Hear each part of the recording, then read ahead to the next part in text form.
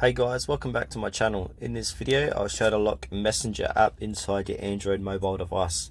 Please make sure to watch this video to the very end so you don't miss out on important information and make any mistakes. In saying that, let's dive in.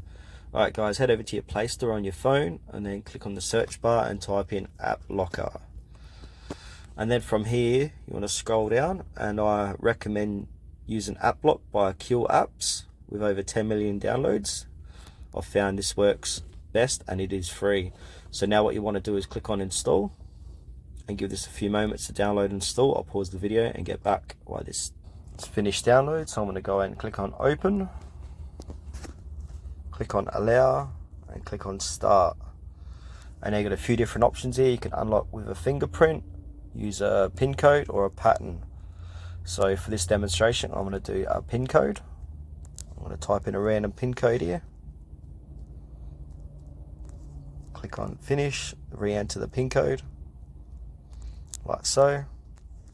You can add in an email, so if you ever lose your pin code or pattern, you'll get a recovery link, or you can just click on finish. Alright, it's going to come and say permission required, turn on draw over other apps permissions from settings. So I'm going to go ahead and click on grant permissions and toggle app lock to on, like so, and then head back. And then click on grant permissions again to detect locked app before opening. Please give usage access permission from settings. So click on grant permission, click on that, toggle on, and then go back.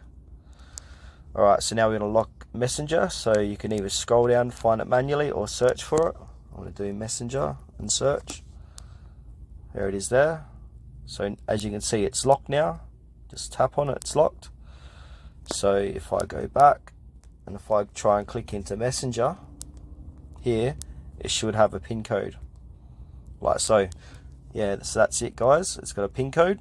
So if you want to do other apps as well, go back to App Locker here, type in your pin.